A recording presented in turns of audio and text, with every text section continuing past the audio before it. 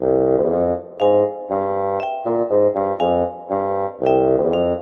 amigos, ¿cómo están? Bienvenidos a su espacio Coronalibros Time.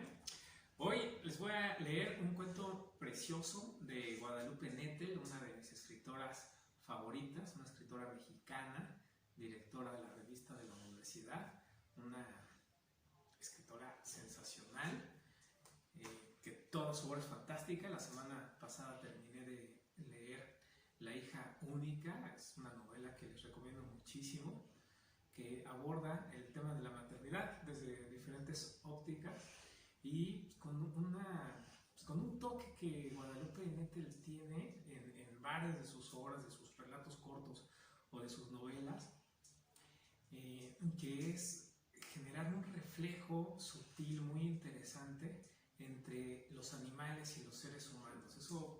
Esa particularidad me encanta de su obra. Pero bueno, hoy les voy a leer un relato que se titula La serpiente de Beijing y que se encuentra en este libro titulado El matrimonio de los peces rojos, que es el título del primero.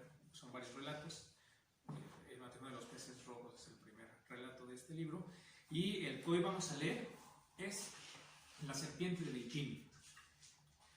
Mi familia, como muchas de esta ciudad, tiene orígenes diversos. Papá nació en China, pero llegó a París a los 2 años adoptado por una pareja francesa que lo educó según sus costumbres y le puso el nombre de Michel Herzog, que también es el mío. Perdón por los cohetes, vivo en un pueblo y en los pueblos los fines de semana hay muchos cohetes.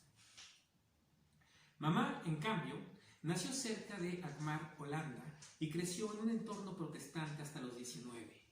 Vivió aquí las 2/3 partes de su vida y logró tener un acento perfecto.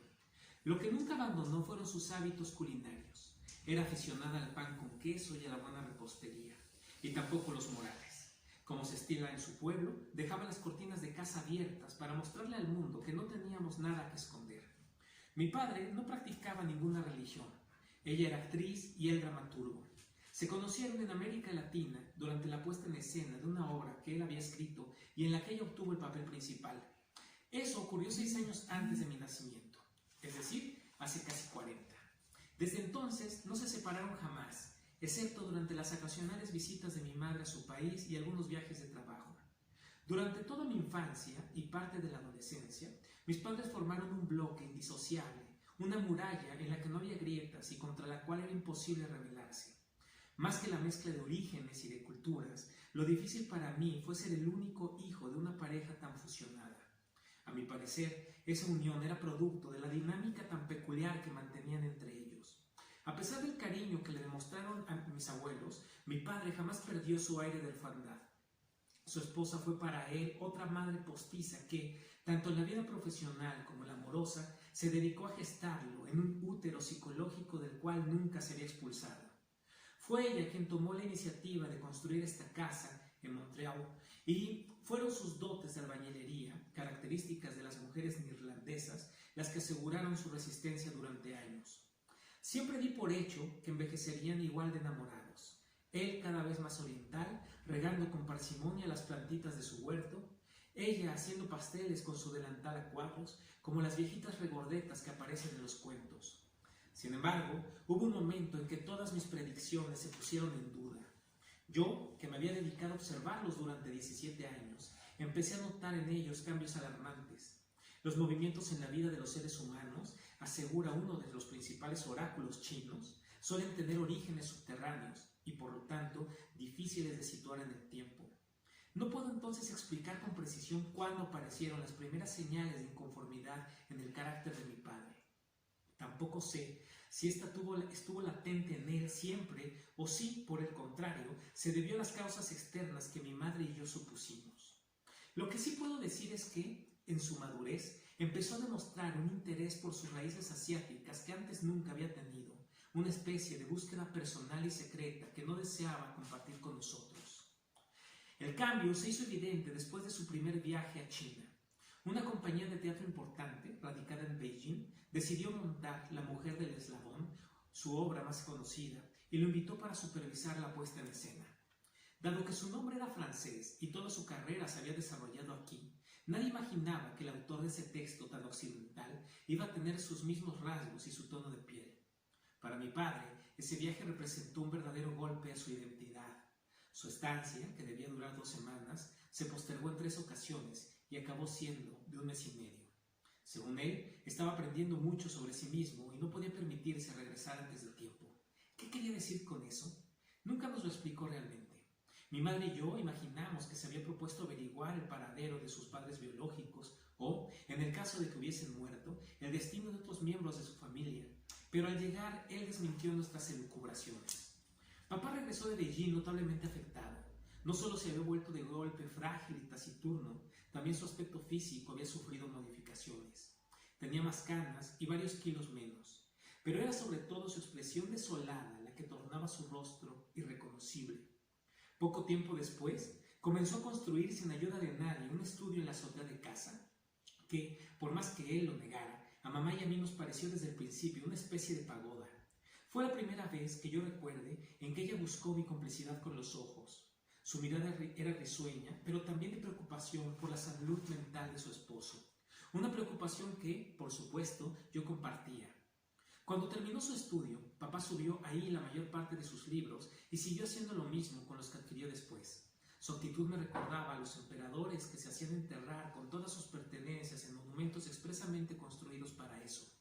Todos los libros que compró desde entonces estaban relacionados con su nuevo interés: teatro, novelas, filosofía, historia, astrología oriental, budismo y confucianismo, casi siempre en su versión inglesa.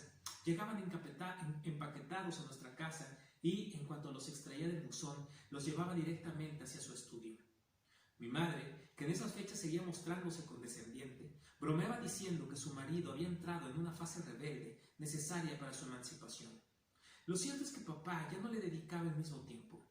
En vez de quedarse conversando con ella por las noches o acompañarla, como antes solía, mientras ensayaba sus parlamentos en el estudio de ambos, pasaba horas encerrado en su nuevo refugio. Verlo así de discreto y silencioso también me hacía pensar en los monjes que buscan la soledad de las montañas para practicar la meditación. Sin embargo, mi madre no miraba las cosas de la misma manera. Muy pronto desistió en su actitud de tolerancia y empezó a exasperarse cada vez que él aparecía en la ventana de la pagoda contemplando la tarde con ese aire ausente que ya nunca lo abandonaba.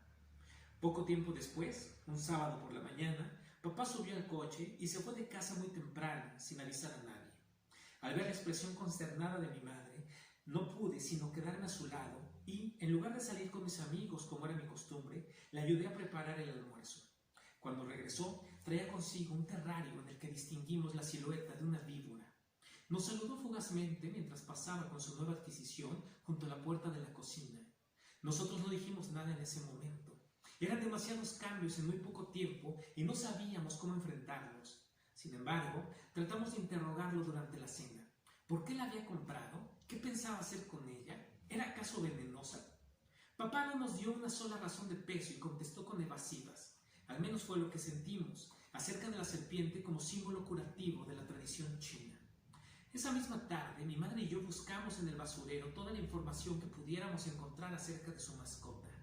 Descubrimos que la había comprado en una tienda situada a unas cuadras del metro, cuya dirección estaba escrita en las bolsas de plástico. Cuando papá instaló a su serpiente en la pagoda, temí que se mudara a vivir con ella. Permanecía ahora sentado frente a su terrario, sin hacer nada más que mirarla, tan absorto en sus pensamientos que en un par de ocasiones olvidó cerrar la puerta. ¿Qué le estaba pasando? ¿Por qué, después de haber compartido todo con mamá, la excluía de la búsqueda de sus orígenes? Se había cansado de vivir en ese útero holandés. Era un verdadero misterio. Lejos de lastimarme, su incipiente locura me intrigaba. Comencé a observarlo con mis binoculares todas las tardes desde la cocina por la única ventana que había en su madriguera. Quería saber a qué dedicaba tanto tiempo en ese lugar que había construido arbitrariamente sin respetar el proyecto original de la casa. Al principio, albergué la esperanza de que su ostracismo hiciera surgir en él una gran creatividad y que ésta desembocara en una maravillosa obra de teatro. Pero ninguna de las veces en que lo espié, lo vi escribir una línea. Leía, eso sí, y cuando no era el caso, se sentaba en una silla para mirar a su serpiente. El pobre daba pena. 2 sábados después, papá volvió a salir sin avisarnos. Mi madre buscó entre su ropa la llave de la pagoda y la encontró. Aprovechamos su ausencia para entrar en aquel lugar donde nunca nos había invitado. Recuerdo muy bien a mamá juzgando todo con displicencia y reprobación, como si no fuera el refugio de un esposo, sino la guarida de un asesino. No puedo decir si en su rostro desencajado era más notorio el rechazo o la tristeza que sentía. Yo, en cambio, miré con curiosidad los objetos que papá había acumulado en tan poco tiempo. Unas bolas azules de metal, un grabado con el yin y el yang, monedas chinas, telas con dragones dibujados, una alfombra pequeña que tenía aspecto de ser antigua, sobre su escritorio, el Tao y el oráculo de las mutaciones. Todo estaba ahí, disponible y expuesto, como si se tratara de una instalación. Me pregunté si con aquellos símbolos y textos esotéricos no estaba buscando invocar a sus ancestros. La serpiente resultaba, al menos para mí, lo más interesante del lugar. Debía medir alrededor de 1 metro. Su piel marrón tenía manchas redondas y oscuras, dibujadas con una simetría perfecta. Mamá y yo nos detuvimos frente al vidrio. Parecía estar durmiendo profundamente, enroscada en una esquina del terrario. Aunque lo intentamos, no conseguimos encontrar ni su cabeza ni su rostro. Le dije, con ánimo de tranquilizarla, que un animal así de apacible no podía ser peligroso. Sin embargo, ella no compartió en absoluto mi opinión y quiso salir de inmediato. Después de cerrar la puerta, dejamos la llave en su sitio y bajamos la escalera. Mamá se sirvió un whisky enorme sobre la mesa de la cocina y resumió en una frase lo que pensaba. El demonio ha entrado en nuestra casa. Siguió hablando durante unos minutos de las víboras y sus características según su entender, la tentación, el egoísmo, la maldad. Todo eso era mi padre según ella. Todo eso llevaba dentro desde que volvió de China. Mira qué delgado está. Me pregunto si no habrá empezado a fumar opio. Sería desastroso, pero al menos sabríamos qué le sucede, concluyó, dejándome estupefacto. El lunes, en lugar de ir al colegio, decidí darme una vuelta por la tienda de mascotas donde mi padre había adquirido la suya. Los encargados eran un hombre y una mujer asiáticos, probablemente casados y de mediana edad. Traté de dialogar con ellos sin revelar, por supuesto, los motivos de mi visita, pero su actitud no podía ser más hermética. Fingí estar decidido a comprar alguno de sus animales y solo entonces me miraron con un vago interés. Después de merodear por los acuarios que había junto a los muros, las peceras de las tortugas y los camaleones, les pregunté si vendían serpientes. El hombre me observó en silencio. Tuve la impresión, no sé por qué, de que intentaba adivinar mi estatura y mi peso. Tenemos, claro que tenemos, respondió ella, es nuestra especialidad. Me llevó a un galpón oscuro, situado en la trastienda, con iluminación artificial y de color azul índigo. Miré los terrarios durante algunos minutos. En cada uno había una pareja de la misma especie. Las serpientes eran muy distintas entre sí. Variaban sobre todo en tamaño y en colores. La piel de algunas era lisa y parecía resbalosa. Otras, en cambio, tenían escamas turgentes que, tanto por la textura como por los motivos simétricos, recordaban el tejido de una canasta. El tipo de plantas y la intensidad de la luz cambiaban en cada terrario. Me demoré viendo a una anaconda comerse con parsimonia un pájaro azul, sin desechar nada, ni los huesos. Es solo un aperitivo, dijo el encargado. Podría devorarte a ti en sus momentos de hambre. Intenté mantener la calma y seguí caminando. Mientras recorría el galpón, encontré una serpiente igual a la de mi padre y, como la suya, estaba dormida. ¿Qué especie es?, pregunté a la encargada. La mujer se asomó un papel que había debajo del terrario. Su nombre científico es Daboia russelli, contestó. Se encuentra sobre todo en la India, pero en China se le conoce como serpiente de las tijeras. Me gusta, mentí. Se ve muy apacible. Ella negó con la cabeza. Son muy venenosas. En cuanto a su temperamento, las hay de todos tipos. Algunas son pacíficas, otras no tanto. Depende de cada animal. Este ejemplar no suele ser así de tranquilo. Está pasando por un mal momento. Me pregunté si no era una táctica para venderla. Un joven que busca una mascota así debía de querer algo más que una víbora inerte. Se encuentra en pleno periodo de celo y la semana pasada le quitaron a su pareja. Estaban muy apegados. Le insistí mucho al señor que compró al macho para que se llevara a los dos. Le ofrecí incluso un buen descuento, pero se negó. Busqué el papel que la mujer había leído y encontré el precio, 1.500 euros. Pensé en todo lo que mi padre había gastado desde su regreso a China. La sola construcción de su pagoda le habría salido en varios miles. Miré un momento más a la serpiente y pensé en lo triste que estaría sin su compañero. Salí del lugar con una sensación pesada en el estómago. La nostalgia que tenía mi padre por su país de origen lo había llevado a adquirir parte de su fauna. En vez de ir al liceo, volví directo a casa. Papá tenía una cita con un director de teatro extranjero amigo suyo y estaba seguro de que mamá iba a sentirse feliz de escuchar mis descubrimientos. Hice bien en regresar. Apenas abrí la puerta, la encontré ahogada en llanto y completamente fuera de sus cabales. No hizo ninguna pregunta sobre el colegio y fue directa al asunto. Tu padre tiene un amante, una mujer asiática que conoció durante su viaje. Te dije que ese animal era un signo de desgracia. No sé qué hacer. Menos mal que estás aquí. Preferí no contarle que había estado en la tienda de mascotas. En lugar de eso, le propuse cruzar toda la ciudad y llevarla a su pastelería favorita. Una idea absurda que ella acató sin resistencia. Aturdida como estaba, me pareció que habría hecho cualquier cosa que yo le sugiriera. Una vez en el café, frente a un sachet de chocolate que miraba como si se tratara de una piedra, me contó lo que sabía y cómo lo había descubierto. Esa mañana, en cuanto mi padre salió de casa para ir a su cita, mamá entró a la pagoda y revisó sus cuentas de internet.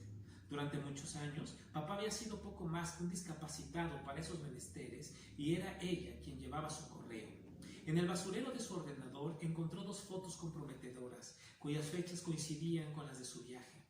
Se llama Xu Xun, me dijo, es actriz y por supuesto muy joven. Según me contó, en una de las fotos mi padre aparecía con ella en un mirador, la típica escena que uno toma con el teléfono celular cuando está de paseo. En la segunda, ambos estaban sonrientes y en ropa muy ligera, en lo que parecía ser la cocina de un departamento. Además de las fechas, las fotos llevaban el nombre de ambos al pie de la imagen. Mi madre estaba convencida de que era la actriz quien se las había tomado, asegurándose después de que las recibiera. Sin comer un solo bocado de pastel, mamá pasó una hora quejándose de su suerte. Me hizo el recuento de todos los sacrificios que había llevado a cabo por él desde que se conocieron, sus esfuerzos por convertirlo en el dramaturgo prestigioso que ahora era, por arroparlo en un hogar sólido, centrado en él y donde tuviera siempre el papel protagonista. Cosas evidentes para ambos y estoy seguro de que también para mi padre. Me confesó lo decepcionada que se sentía por su traición y, cuando se cansó de lamentarse, volvió a hablar de su mascota. Ese animal es diabólico, te lo he dicho muchas veces. Quiero pedirte que te deshagas de él. ¿Por qué no lo matas tú misma?, le pregunté. Pero ella rechazó mi sugerencia. Si tu padre se da cuenta, creo que será más fácil que te perdone a ti. Mamá estaba segura de que la serpiente era la encarnación de sus desavenencias conyugales. Había centrado los esfuerzos de toda su vida en ese matrimonio. ¿Cómo negarme a cumplir con su deseo? Sujete su mano temblorosa y le prometí que podía contar conmigo. Ella emitió un suspiro profundo, tras el cual comenzó a comer despacio, como una niña buena quien acaba de levantar un castigo. Para volver, le sugerí que cambiáramos la ruta y tomásemos el metro. Subimos entonces hasta la calle Edgar Quinet y cortamos por el cementerio. Ambos caminábamos en silencio sobre una alfombra de hojas secas, naranjas y amarillas. Como siempre que pasaba por ahí, me fijé en las inscripciones que había sobre las lápidas, las ciudades y las fechas grabadas sobre la piedra, a veces algún epitafio. Aquella tarde, sin embargo, pensé en mi propia tumba y en la de mis padres. Me dije que a fin de cuentas, lo único que quedaría de nosotros, además del nombre, eran 2 fechas y 2 ciudades, cuando no una sola, como podría ser mi caso. Resultaba imposible saber en qué lugar moriría mi padre y dónde sería enterrado, pero algo era seguro. Debajo de su nombre diría Beijing 1953. Me pregunté si mamá estaba pensando en lo mismo, pero se veía tan absorta en su propia reflexión que preferí guardar silencio. Pocos minutos después, ella misma disipó mis dudas. Si te fijas, la mayoría de las señoras están enterradas junto a sus maridos. Hay muy pocas mujeres solas en este cementerio. Comprendí que le asustaba la idea de que la sepultaran sin mi padre. Ahí está la tumba de Sartre y Simone de Beauvoir, añadió con el tono de quien acaba de descubrir algo interesante. Miré la lápida que me señalaba, una superficie blanca con letras oscuras grabadas sobre la piedra. No se puede decir que hayan sido una pareja ortodoxa. Vivieron en triángulo muchos años y tuvieron pleitos sangrientos. Sin embargo, míralos, ahí están, enterrados como cualquier matrimonio. Esa tarde, además de prometer aniquilar a la serpiente, le juré que, pasara lo que pasara, la sepultaría del mismo lugar que a mi padre. Es justo, concluyó, todos estos años no pueden anularse por una quinceañera. A unos metros de ahí, encontré 2 lápidas grises escritas en chino y en francés con letras doradas. En ambas yacían 2 familias muy extensas. Tal vez yo también quepa junto a ustedes, le dije. ¿Por qué enterrar solo a dos, cabiendo tantos huesos en una sola tumba? Mi madre no mencionó nunca más lo que hablamos esa tarde. Una vez en casa, preparó la cena como cada noche y, al menos en apariencia, volvió a ser la misma de siempre. Yo, en cambio, llevaba sobre mis hombros el peso de mis dos promesas, en particular el de la más inmediata. Antes de irme a dormir, busqué en internet información sobre la serpiente de mi padre. Me enteré de que Daboia es el nombre del género al que pertenecen las 5 serpientes venenosas de la India. En hindi la palabra significa lo que se esconde y acecha en la oscuridad. Pensé en su amante de Beijing. Después me puse a investigar sobre el riesgo de convivir con esos animales. Descubrí que su veneno contiene neurotoxinas que bloquean la respiración y hacen que sus víctimas perezcan asfixiadas. Una sola mordedura podía ser letal si no se aplicaba de inmediato el antídoto adecuado. ¿Qué hacía papá con un bicho de esos en el estudio? Él, a quien siempre había considerado un hombre más bien timorato, había instalado esa amenaza a unos cuantos metros de su propia familia, separada apenas por un delgado vidrio, como quien activa una bomba de tiempo. ¿No había sido suficiente para él ponernos en peligro con su romance chino? Mamá tenía razón, debíamos deshacernos de aquella limaña, pero ¿cómo? En ese momento no tenía ni la más remota idea. Le estuve dando vueltas al asunto durante toda la noche y se me ocurrieron varias alternativas. La primera, la menos cruel de todas, consistía en soltarla en el parque situado a unas cuadras de la casa. Sin embargo, me di cuenta de que podía morderle cuando intentara cogerla, ya fuera para hacerle daño o para liberarla, y no quería que ningún niño se la encontrara detrás de un arbusto o en el pasamanos de madera. Otro escollo, aunque menos probable, era que mamá se diese cuenta y me acusara de haberla traicionado. Pensé entonces en utilizar un veneno. Era lo más económico y conveniente para todos. El único riesgo era que mi padre llegara a enterarse y me lo reprochara siempre. Decidí correrlo. La tarde siguiente, al salir del liceo, acudí a un almacén especializado en jardines y pregunté cómo podía matar una culebra que había vislumbrado en el patio de mi edificio. Me ofrecieron un producto, al parecer bastante efectivo, y volví con él a casa. Lo escondí en la repisa más alta de mi armario, esperando el momento adecuado para entrar a la pagoda. Mientras, seguí mirando con los binoculares la ventana de su estudio. Una de esas tardes, descubrí a mi padre consultando el I Ching. No se trataba de algo desconocido para mí. Mamá y él habían tenido siempre uno en su estudio, y cada vez que alguien les proponía un nuevo proyecto teatral, tiraban las monedas para saber qué esperar al respecto. Sin embargo, por extraño que parezca, y aunque se trataba de un libro chino, quizás el libro chino por excelencia, asociaba más esa práctica con mi madre. Era ella quien solía arrojar las monedas sobre la mesa. Esa tarde, la cara de papá en los binoculares era grave y al mismo tiempo serena. A pesar de mis esfuerzos, no logré siquiera imaginar qué pregunta había hecho. Tampoco conseguí enfocar lo suficiente como para ver la respuesta en el libro. Mi padre leyó frente a su escritorio las páginas correspondientes a su hexagrama. Al terminar, dejó la página abierta y se puso de pie. Dio un par de pasos hacia donde estaba el terrario y se sentó a mirar un rato largo a su serpiente.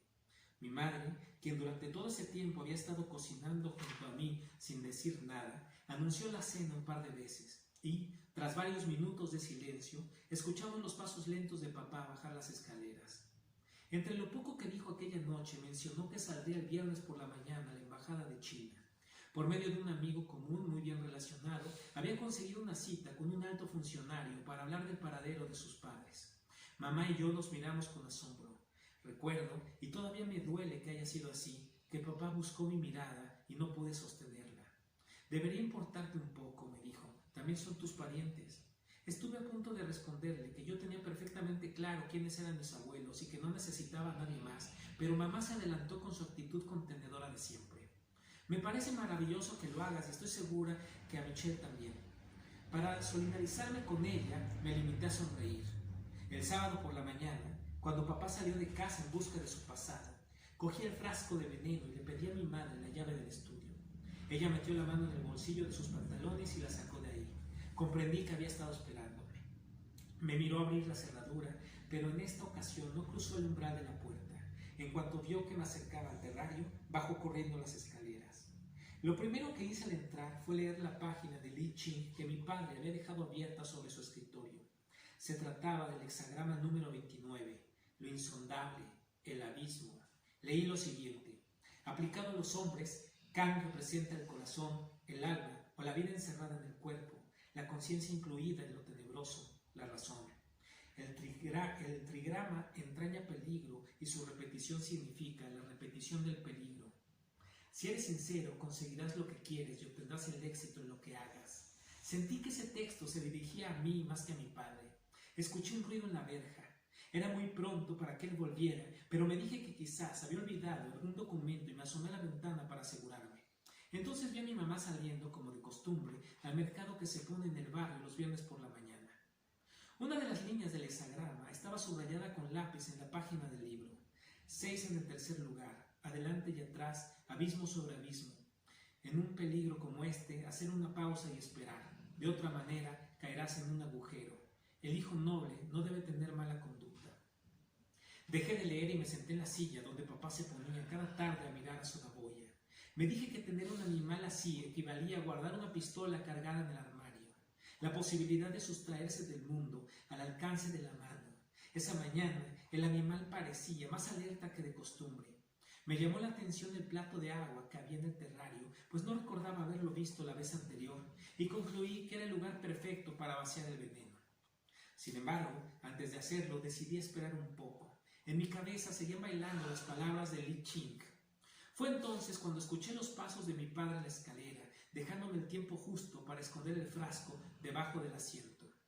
No preguntó qué hacía ahí, tampoco se mostró disgustada.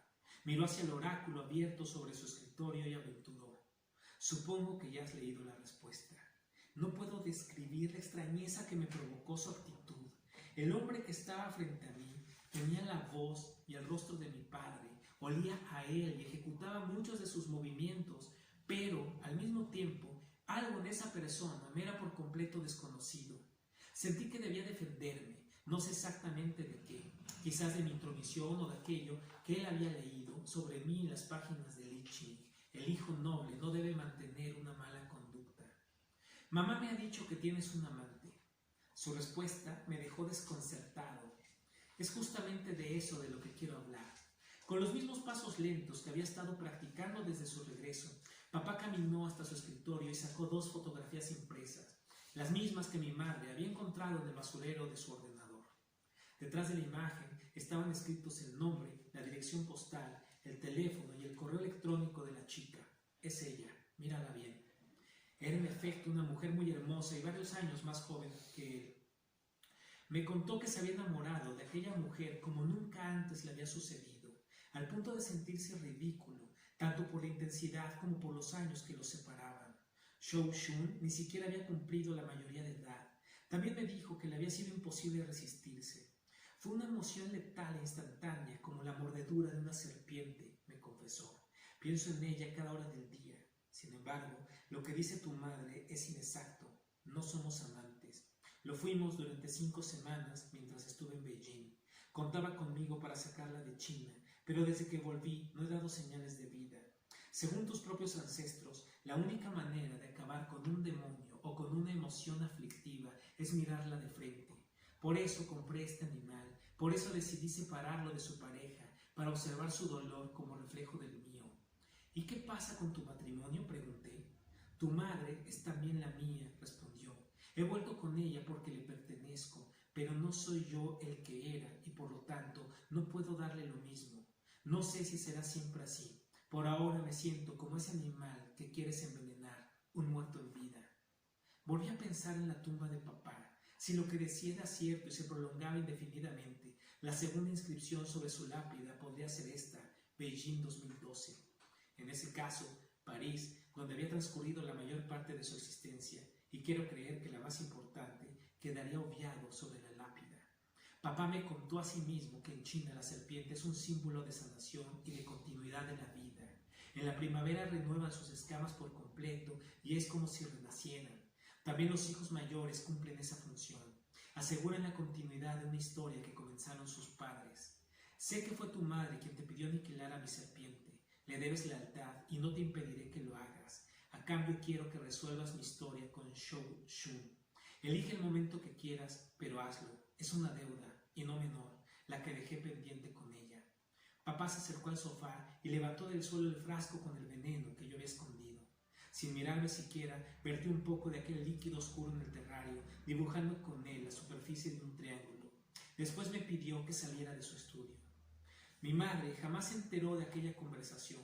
A su regreso me limité a asegurarle que el veneno ya había sido administrado. Pasaron algunos días antes de que la serpiente dejara de moverse y, cuando por fin lo hizo, mi padre no la sacó de su pagoda.